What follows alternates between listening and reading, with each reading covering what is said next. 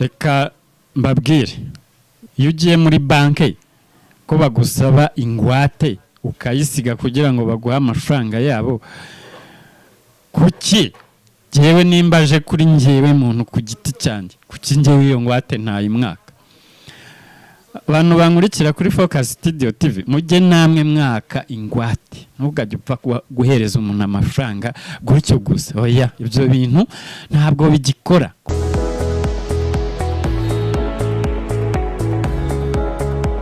Shuti bakunzi ba Focus Studio TV, abari mu Rwanda ndetse n'abari Burundi, muri Kongo, Tanzania, Kenya n'ahandi, mwese ndabashuje cyane. Muri kumwe na Habimana Papias batazira mudugudu. Umunsi rero tugiye kuganira ku nsanganyamatsiko igira iti kwitondera kuguriza abantu amafaranga.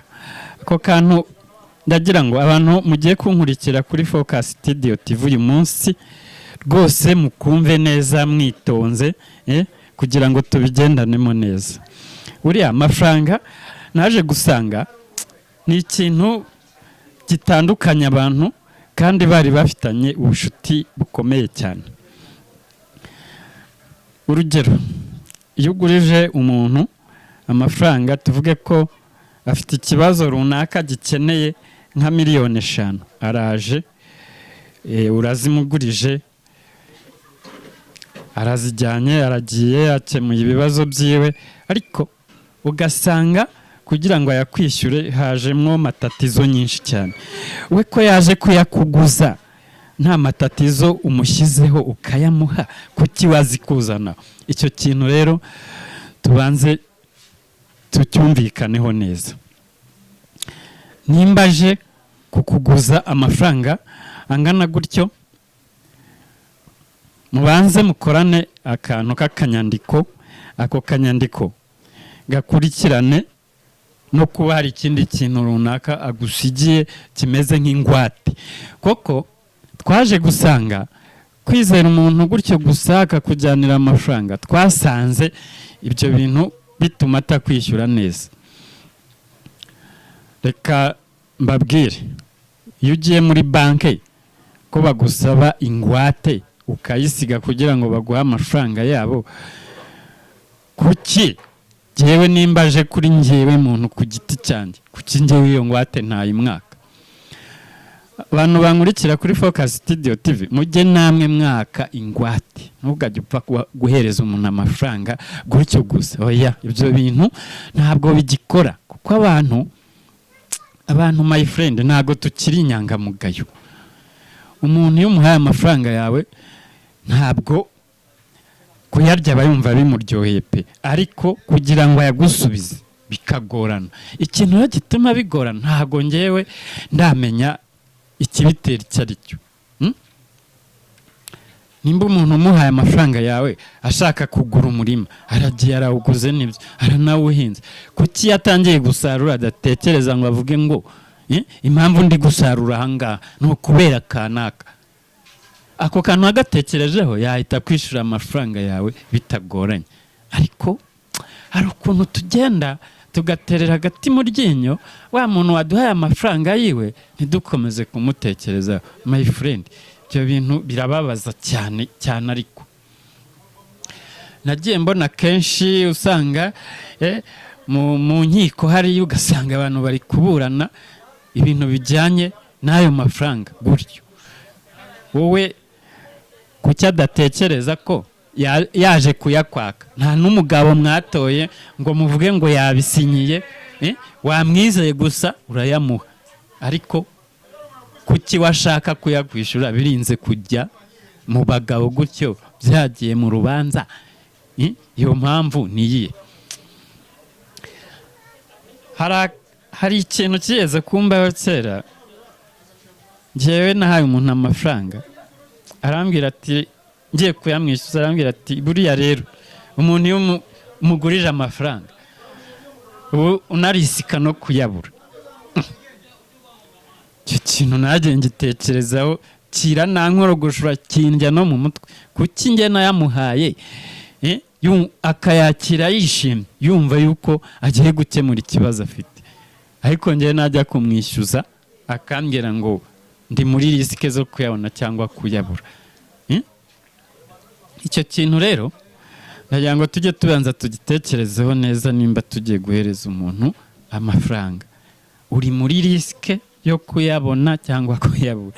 Urumva umuntu yagushubije gutyo waramuhaye amafaranga yawe nyine uhita wumva icyo ashatse kuvuga, byanze bikunze inshuro nyinshi utazayabona.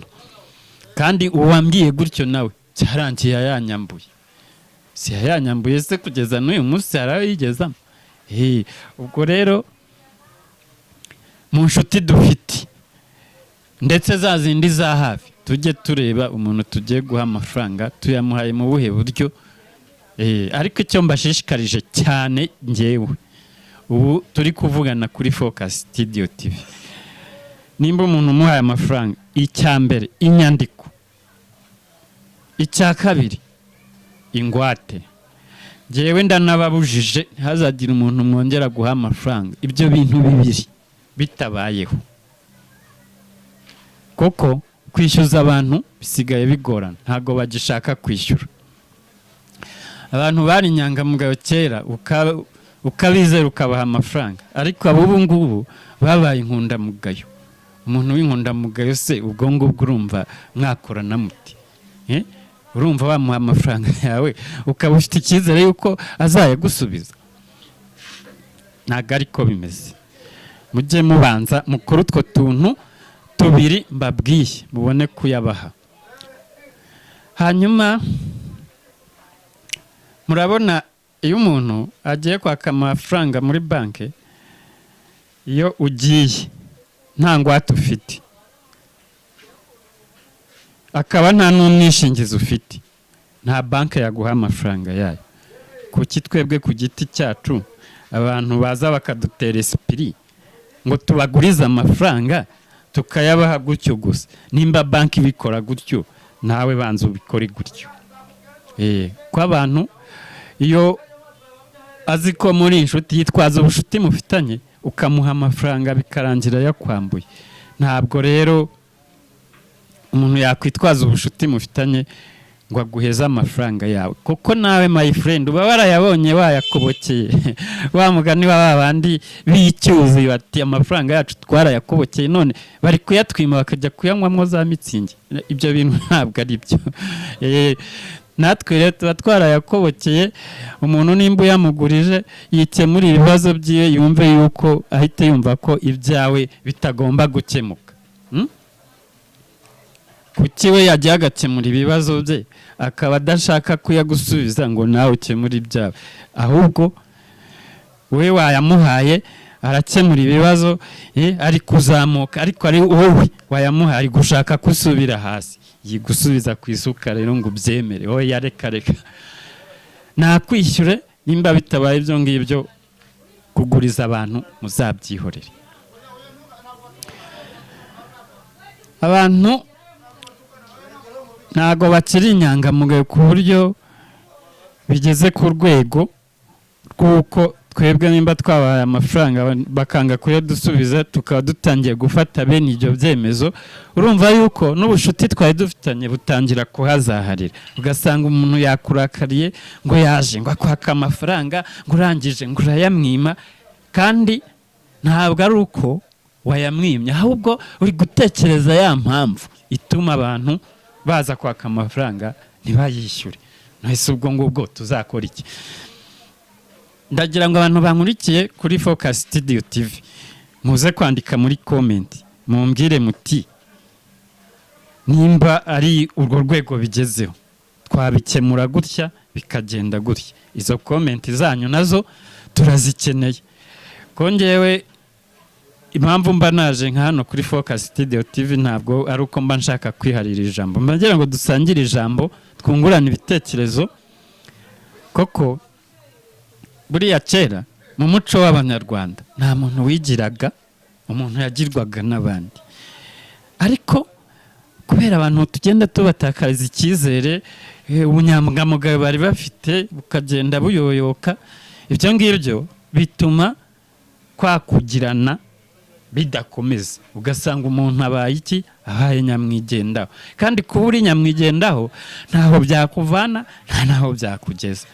Ubwo rero murumva yuko komenti zanyu rwose tuzikeneye cyane, kugira ngo twungurane ibitekerezo, turebe nimba kuguriza ari ngombwa twabikomeza cyangwa se twabyihorera. Ibyo ngibyo tuzabikora ari uko twabonye komenti zanyu icyo muri kubivugaho.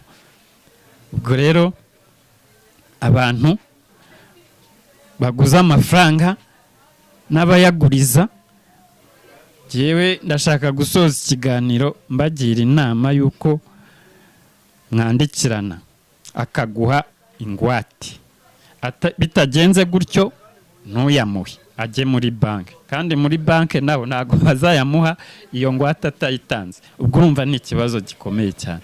Hanyuma rero abantu rwose muguriza amafaranga cyane nibo nshaka kuvugaho, utwo tuntu tubiri mutwiteho, ko abantu ntibakiri inyangamugayo. Ubunyangamugayo nimba barabushyize he ntabwo mbizi. Ubwo rero nshoje ikiganiro mbibutsa ko mugomba gukomeza gukanda subscribe, like, share ndetse na za komenti nababwiraga. Ibyo turabikeneye cyane. Murakoze.